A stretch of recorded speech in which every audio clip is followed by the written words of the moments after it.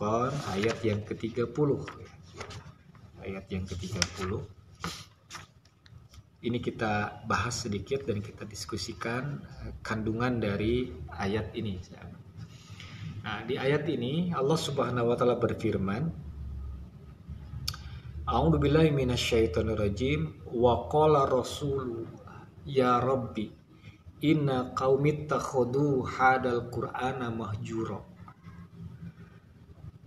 Dan berkata Rasulullah SAW, ini jadi ada sebuah ucapan Rasulullah SAW yang kemudian diabadikan oleh Allah dalam Al-Quran. Allah sengaja abadikan ucapan Rasul itu dalam Al-Quran. Ini untuk menerangkan kepada kita betapa sangat luar biasanya apa yang akan disampaikan oleh Rasulullah itu untuk kita. Bisa itu sesuatu yang peringatan dari Rasul untuk kita, atau sesuatu kabar gembira, atau malah sesuatu yang dikhawatirkan gitu. Nah, ayatnya berbunyi begini, dan berkatalah Rasulullah SAW, ya Rabbi ya Robku, maksud di sini ya Allah ya Robku, inna qaumi sesungguhnya kaumku, ittakhudu mereka telah menjadikan hadal Qur'ana Al-Quran ini mahjura, sesuatu yang tidak dianggap penting lagi. Sahabat, ini ada di surat Al-Furqan ayat yang ke-30, di mana Rasulullah SAW mengadukan perihal umatnya kepada Allah Subhanahu wa taala.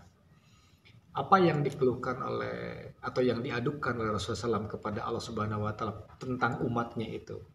Emang perbuatan apa yang telah dilakukan oleh umatnya sampai-sampai Rasulullah merasa tidak enak hati sehingga perlu untuk mengadukan hal itu kepada Allah Subhanahu wa taala? Nah, ternyata sahabat, di ujung ayat yang ke-30 ini kita temukan penyebab kenapa Rasulullah sampai mengeluh kepada Allah, mengadu kepada Allah pada umatnya, karena umatnya itu sudah mahjuro terhadap Al-Quran. Apa itu mahjuro? Secara harfiah, mahjuro itu sudah menjauhkan diri mereka dari Al-Quran, sudah menganggap sepele Al-Quran, tidak lagi menganggap penting Quran, tidak menjadikan Quran sesuatu yang sangat sakral dalam kehidupannya gitu. Nah, ini pengertian mahjuro, sahabat. Jadi kata Rasulullah, umatku telah menjadikan Quran mahjuro. Mereka jauh dari Al-Quran. Mereka tidak lagi peduli dengan Al-Quran. Mereka menganggap tidak ada manfaatnya lagi membaca Al-Quran. Untuk lebih jelasnya sahabat, ada penafsiran yang sangat bagus yang diungkapkan oleh seorang ulama besar yang terkenal dengan kejuhudannya, terkenal dengan ilmu-ilmunya, terkenal dengan karya-karya tulisnya. Sampai sekarang karya tulisnya masih tetap abadi. Dan insya Allah itu menjadi sedekah ilmu yang bermanfaat yang akan terus mengalir untuk beliau. Itu seorang ulama yang terkenal yang bernama Ibnul Qayyim al-Jauzi. Dalam salah satu karya tulis beliau di kitab Madarikus Salikin, Imam Ibnul Qayyim al-Jauzi menjelaskan ada 4 ciri atau ada 4 tanda atau ada 4 indikator seseorang dikatakan mahjuro terhadap Al-Quran. Ini mari kita sedikit dan sejenak merenung, kita ada di posisi mana. Ya mudah-mudahan kita tidak sampai dikategorikan termasuk mahjuro kepada Al-Quran. Yang kalau kita masuk ke dalam kategori yang mahjuro kepada Al-Quran, ini nanti kita termasuk yang bakal diadukan oleh Rasulullah SAW, disayangkan oleh Rasulullah SAW kepada Allah Subhanahu wa taala. Kata Imam Ibnul Qayyim, yang pertama mahjuro itu adalah begini. Mahjuro adalah seseorang yang sudah tidak lagi punya keinginan untuk baca Al-Quran. Kalau dalam bahasa saya mungkin begini. Waktu dalam sehari, satu hari satu malam dia punya waktu 24 jam. Untuk tidur dia punya waktu. Untuk makan dia punya waktu. Untuk belajar dia punya waktu. Untuk bekerja dia punya waktu. Tapi sayang, dia tidak memiliki waktu khusus untuk membaca Al-Quran di yang 24 jam waktu yang dia punya itu. Nah, apabila urusan-urusan yang lain kita bisa membuat waktu khusus, membuat waktu khusus, mengadakan waktu khusus, tapi kita tidak mengkhususkan punya waktu untuk membaca Al-Quran dalam sehari semalam, ini yang mungkin kata Ibnu Qayyim termasuk kategori yang mahjuro. Bagaimana kita sahabat? Insya Allah kalau kita setidaknya lah dalam sehari semalam kita punya ruang waktu untuk baca Quran. Dan memang harus kita luangkan, sahabat. Harus kita paksakan, kita punya waktu khusus untuk baca Quran, ya. Entah itu malam, entah itu siang, entah itu sore, entah itu pagi. Yang penting di 24 jam waktu yang kita punya adalah waktu untuk khusus kita baca Quran. Khusus loh, bukan karena ada waktu luang baru kita baca Quran, bukan. Tapi memang membuat waktu khusus untuk baca Quran. Dan ini bisa sebenarnya kita. Kenapa? Karena kan yang ngatur waktu itu kita. Bukan kita diatur waktu kan, tapi kita yang harus bisa mengatur waktu. Gitu. Nah, dan perlu sahabat-sahabat ketahui ada semacam ya bimbingan dari Rasulullah SAW yang kemudian oleh para ulama dijadikan sebuah kesimpulan yang sangat luar biasa. Kata para ulama, sebaik-baiknya baca Quran itu adalah di waktu pagi setelah kita sholat subuh dan di waktu malam menjelang dari maghrib menjelang ke isya, dari waktu maghrib menjelang ke isya. Nah, kenapa di dua waktu itu sangat luar biasa dianjurkan kita punya waktu khusus baca Quran, ya. Sekalipun ya bacanya tidak dibatasi mau berapa ayat, yang penting kita baca Quran di dua waktu itu. Luar biasa ternyata kata para ulama. Dan orang-orang intelektual pun mengakui kebenaran apa yang dikatakan para ulama itu. Apa yang dikatakan oleh para ulama? Sesungguhnya membiasakan membaca Al-Quran setelah sholat subuh dan setelah sholat maghrib menjelang isya itu akan meningkatkan kadar kecerdasan kita 80%. Luar biasa, coba bayangkan. Gak ada orang yang gemar baca Quran bodoh, gak ada. Nah, ini juga pegangan bagi kita, sahabat, ya. Jika anak kita ingin cerdas, anak kita ingin bukan hanya sebatas berwawasan intelektual yang luas, tetapi juga artinya akhlaknya bagus, gitu kan, hubungan dengan Allahnya baik, gitu kan. Nah, itu dengan cara gimana? Di antara metode cara mengajarnya adalah dengan dekatkan anak kita untuk gemar baca Quran, terutama pagi hari setelah sholat subuh dan menjelang isya setelah sholat maghrib. Berarti ini yang kadang menarik untuk kita sedikit melirik ke belakang. Kenapa orang tua kita dulu kalau mengajarkan baca Quran ke kita di saat kita kecil dulu itu di waktu maghrib, ya. Dan itu memang kita kerasa di saat usia kita masih kecil, listrik juga belum ada waktu itu kan, rumah juga masih jaraknya satu rumah dengan rumah lain masih berjauhan, jalanan masih batu-batuan, gitu. Itu apalagi di kampung-kampung. Insya Allah kalau di kampung-kampung sekarang masih terasa suasana itu. Suasana beres adzan maghrib sampai menunggu isya itu meriah dengan baca Quran. Hampir setiap rumah itu pasti ada yang baca Quran. So kita perhatikan seperti itu. Dan ini luar biasa ternyata, sahabat. Pengaruhnya luar biasa. Bagaimana tidak berpengaruh luar biasa? Ini sabda Rasulullah SAW. Rasulullah SAW bersabda, sesungguhnya setiap waktu itu Allah punya malaikat yang ditugasi untuk mengintip, untuk mencari berita siapa yang baca Quran di muka bumi. Jadi ada malaikat yang kerjanya itu muter-muter gitu, keliling-keliling gitu, muterin bumi, muterin di mana kita berada ini. Dan kemudian malaikat itu akan menangkap sinyal, kemudian turun di mana sumber sinyal itu keluar apabila ada orang yang baca Quran. Sehingga dalam ilustrasi sederhana begini, jika kita baca Quran di rumah, kan di atas kita itu ada malaikat yang lagi nyari siapa sih yang baca Quran gitu kan. Nah, ada seperti itu. Nah, ketika kita baca Quran, maka si bacaan Quran yang kita baca itu akan seperti cahaya yang nembus ke langit gitu. Jadi seperti sesuatu yang bisa ngeluarin cahaya gitu ke atas. Nah, di atas ada malaikat. Nah, ketika malaikat melihat ada sumber cahaya yang keluar dari satu rumah, maka malaikat yang tadi lagi muter-muter itu akan langsung turun ke atas rumah di mana dibaca Quran di dalamnya itu. Dan malaikat itu ketika udah tahu ada yang baca Quran itu tidak diam, dia akan balik lagi ke atas ke langit, kemudian menyeru kepada semua malaikat yang ada di langit dan berkata, ini di sini aku menemukan ada orang yang lagi baca Quran, di sini aku menemukan orang yang sudah baca Quran. Maka kemudian malaikat-malaikat yang ada di atas itu pada turun berbondong-bondong untuk ikut di atas menaungi di atas rumah orang yang sedang baca Quran itu. Dan mereka para malaikat bergumuruh bertakbir. Mereka memintakan kepada Allah ampunan untuk orang yang ada di rumah itu. Mereka meminta kepada Allah agar Allah menurunkan rahmat dan keberkahan untuk orang-orang yang ada di rumah itu. Nah, makanya dulu Kenapa? Walaupun hidup orang tua kita sangat ya pas-pasan gitu kan ya, sederhana, pendidikannya juga jauh daripada tinggi, tapi kok luar biasa gitu kan berkahnya hidup waktu itu. Ya, kita sebagai anaknya nggak berani nakal sama orang tua, nggak berani melotot, nggak berani marah, apalagi sampai banting pintu, apalagi sampai apa teriak-teriak memarahin, nggak berani kan? Kenapa? Ya karena itu mungkin ya. Karena apa yang keluar dari lisan orang tua kita waktu itu benar-benar lisan yang bertuah gitu. Kenapa kok bisa bertuah dan kenapa bisa didengar oleh kita sebagai anaknya sampai masuk ke hati sehingga rasa segan pada saat itu sangat luar biasa. Gak berani kita mengadahkan wajah, menatap mata orang tua. Baru dengar suara sendalnya aja udah gimana kan gitu. Wibawanya orang tua kita. Kenapa? Berkahnya bacaan Quran. Berkahnya baca Quran gitu. Suasana di tempat aman gitu kan, walaupun ya rumah masih sederhana, lampu juga belum seterang sekarang ya kan, rumah yang satu dengan yang lain masih berjauhan tapi aman, tentram, adem gitu, kekeluargaannya kerasa, keakrabannya. Jarang saya dengar waktu saya kecil, jarang bertengkar tetangga dengan tetangga gitu kan. Kenapa? Ya ini karena setiap rumah di malam itu atau di pagi harinya ramai dengan orang baca Quran.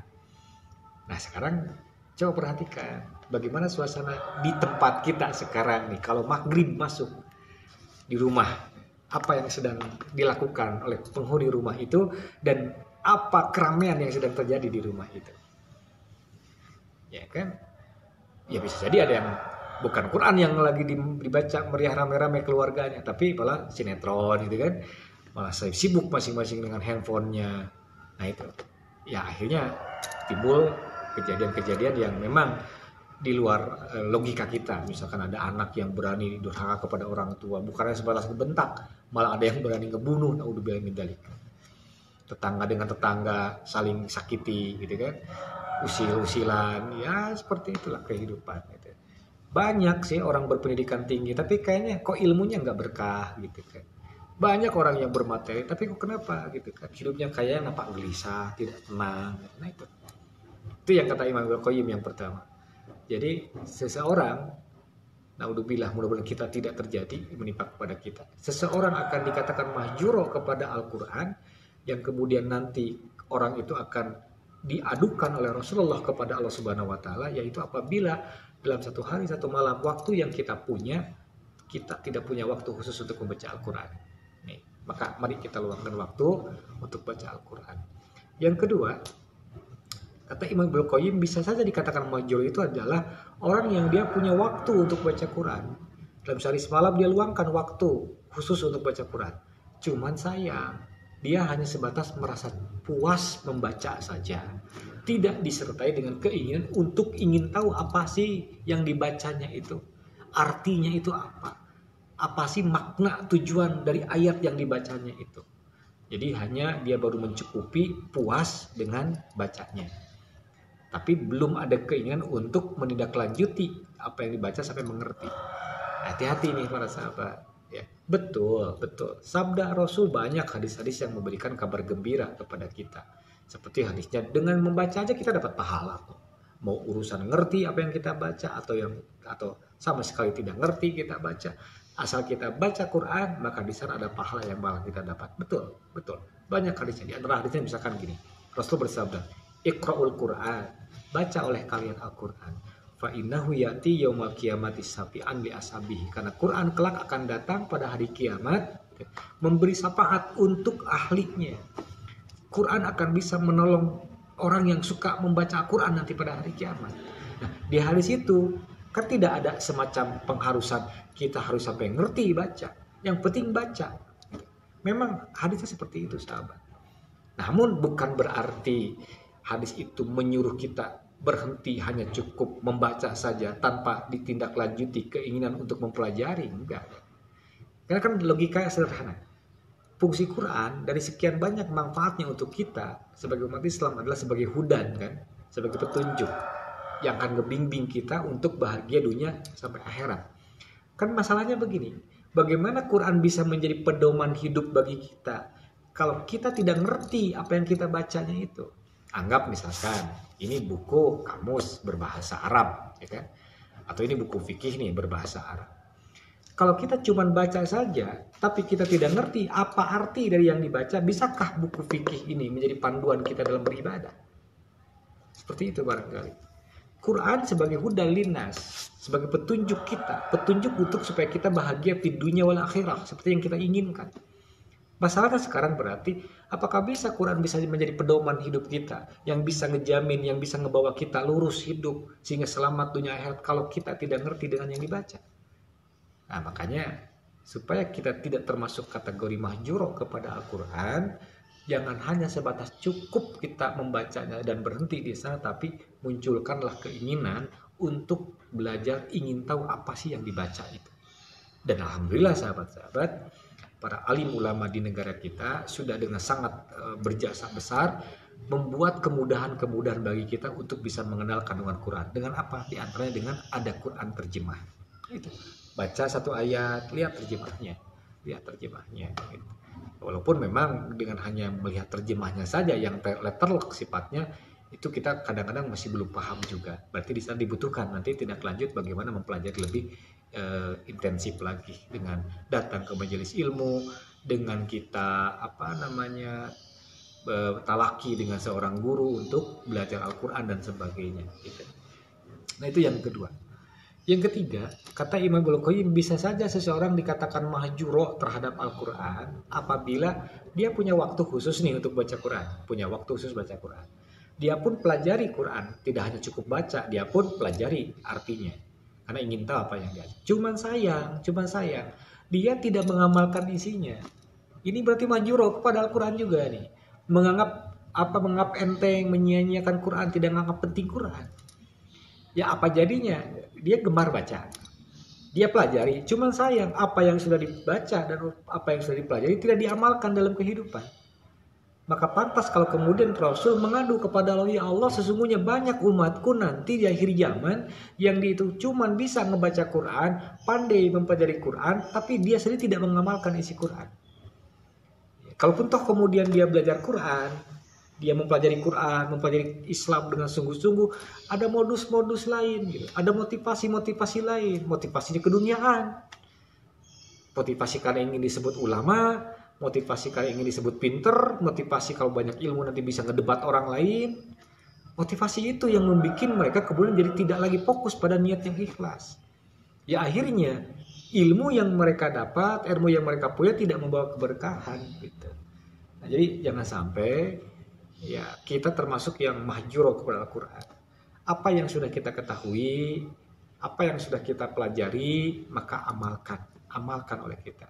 Jelas sesuai dengan kadar kesanggupan kita dalam mengamalkannya. Karena sabda Rasul juga seperti itu. Idza amartukum bisai'in faf'alu mastata'tum. Apabila kalian mengerjakan sesuatu, maka kerjakan sesuai dengan kadar kesanggupan kalian. Kadar kesanggupan kita, ya kita hanya baru seperti ini ya kerjakan. Ya. Walaupun mungkin kita masih banyak maksiat dan banyak kesalahan yang kita lakukan, bukan berarti kita berhenti dari sholat seperti gitu kan. Sok aja sholat. Kalau ada pertanyaan, iya tapi kan saya juga masih maksiat. Ya nggak apa-apa, sholat aja terus jalan. Jangan karena alasan kamu masih maksiat lantas sholat ditinggalkan. Sholat aja, jalan. Mudah-mudahan dengan tetapnya kamu menjaga sholat, maka sedikit demi sedikit nanti kebiasaan yang tidak baik itu akan terkikis. Jadi yang berakhir nanti adalah kebaikan gitu. Ya ibarat ginilah mungkin yang diumpamakan oleh Fudail bin Iyad ya, seorang ulama. Dia mengatakan begini, anggaplah satu gelas. Gelas yang isinya adalah air kopi gitu, keruh. Kemudian kita tumpahkan air bersih dari teko, tumpahkan, curahkan, dan terus, maka pasti air bersih ini akan membuang semua air keruh yang ada di teko, dengan sendirinya akan tersisihkan. Ya mungkin tidak ujuk-ujuk langsung bersih kan, pasti bercampur dulu, pasti saling seret dulu, pasti kemudian mana yang lebih banyak, mana yang sedikit, tapi ujung-ujungnya air bersih itu pasti akan mengalahkan yang kotor tadi. Nah itulah, sekalipun kita banyak masalah, banyak dosa, masih berkutat dengan yang tidak baik, yang dilarang oleh Allah, bukan berarti kita meninggalkan sholat. Nah itu sesuai dengan kemampuan. Kita hanya baru mampu sholat wajib, ya udah maksimalkan di wajib aja dulu. Jangan paksakan melaksanakan yang sholat, kalau seandainya malah kita mengatakan ini jadi beban, jadi berat. Udah maksimalkan aja yang wajib. Nanti insya Allah dengan sendirinya tak kala kita udah ngerasa nikmat melaksanakan sholat wajib, akan menuntut diri kita itu untuk melaksanakan sholat sunat. Tidak perlu disuruh-suruh. Itu dengan sendiri ada kesadaran saya ingin melaksanakan sholat sunat. Itu sahabat ya. Jadi jangan sampai kita hanya cukup membaca, mempelajari tapi tidak mengamalkan. Ini bahaya kalau seperti itu. Karena ya kembalilah ke tafsir Al-Fatihah yang sering dan sangat populer kan ya. Di tafsir Al-Fatihah itu kan ada 3 jenis manusia kan ya, yang kalau sebutkan.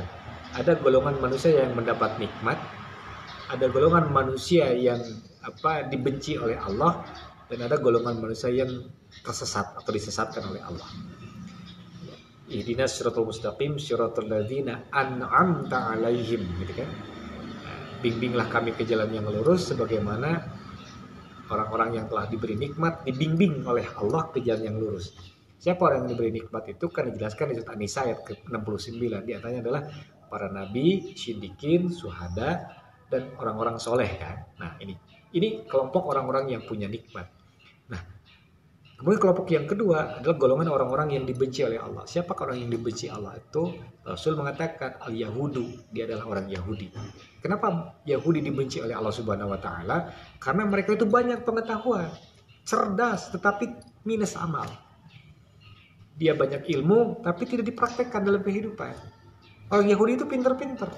Malah kitab sucinya juga kan lebih duluan mereka daripada kitab suci kita, yaitu Al-Qur'an kan. Mereka lebih ngerti tentang masalah ini, tapi mereka tidak mengamalkan. Di Taurat ada kalimat-kalimat bahwa tidak boleh menyekutukan Allah, haram membunuh sesama manusia, gitu kan. Kita harus bakti kepada orang tua, berbuat baiklah kepada sesama. Percayalah bahwa bakal ada utusan di akhir zaman yang bernama Ahmad dengan membawa risalah kenabian dan menjadi bukti bahwa itu adalah utusan Allah. Jelas, tapi mereka tidak mengamalkannya, mereka tidak mengimaninya, mereka tidak mempraktekkan dalam kehidupan. Maka Allah kemudian membenci mereka. Itu alasannya kenapa Allah membenci mereka. Kemudian ada golongan yang ketiga, dolin, golongan orang-orang yang sesat. Siapa orang yang sesat? Itu orang-orang Nasrani, kata Rasulullah. Kenapa orang Nasrani dikatakan sesat? Karena kata Rasulullah, mereka itu beramal tapi tidak pakai ilmu. Nah, kalau Yahudi banyak ilmu tidak diamalkan. Kalau Nasrani banyak beramal tapi tidak punya ilmu. Dan kita harus ada di golongan yang pertama tadi. Siapa? Golongan yang diberi nikmat. Siapa golongan yang diberi nikmat itu? Yaitu perpaduan antara Yahudi dan Nasrani. Maksudnya gimana? Yahudi kan banyak ilmu tapi tidak ada amal. Nasrani banyak amal tapi tidak punya ilmu. Nah, kita harus beramal jika sudah punya ilmu, dan jika beramal harus pakai ilmu. Kalau kita udah punya ilmu, amalkan. Di saat kita beramal harus punya ilmu, harus berlandasi dengan ilmu. Jika kita sudah mampu seperti itu, insya Allah kita akan terlepas dari sebutan golongan orang-orang yang mahjuro kepada Al-Quran. Yang keempat, Imam Ibnu Qayyim mengatakan mahjuro kepada Al-Quran itu maknanya adalah dia gemar membaca, dia pelajari isi Quran, dia amalkan Quran, tapi sayang dia tidak dakwahkan Quran kepada sesama. Dia ngerasa cukup hanya untuk dirinya sendiri, soleh untuk dirinya saja. Biarin orang lain tidak soleh juga, yang penting saya soleh. Dia tidak dakwahkan Al-Quran dalam kehidupan, dalam komunitas dia, keluarga dia, lingkungan dia, dia biarkan apa adanya mereka, dan dia lebih memilih untuk diam sendiri, soleh sendiri. Nah, kata Imam Ibnu Qayyim, orang yang tidak mau mendakwahkan Quran kepada orang lain dengan sekian banyak alasan yang dibuat-buat, itu termasuk orang yang mahjuro kepada Al-Quran, dan kelak pada yaumil akhir akan diadukan oleh Rasulullah SAW kepada Allah Subhanahu wa taala dengan kalimat yang sangat menyayat sekali. Rasul bersabda, wa qala rasulu, ini diberikan oleh Allah surat Al-Furqan ayat 30 tadi, wa qala rasulu, dan Rasul berkata, ya Rabbi, ya Rabbi, ya Rabbi, ya Rabbi, ya Allah, ya Allah, inna qaumi takhadu hadal Qur'ana majura, sungguh umatku telah menyia-nyiakan Quran, sungguh umatku sudah tidak menganggap lagi hal penting kepada Al-Quran. Itu sahabat. Nah, Ramadan adalah bulan Quran ya. Ramadan bulan dimana Rasul aja tadarus Quran dengan Jibril alaihissalam. Rasul aja belajar Al-Quran. Istilahnya Rasul mengkaji, menggali kandungan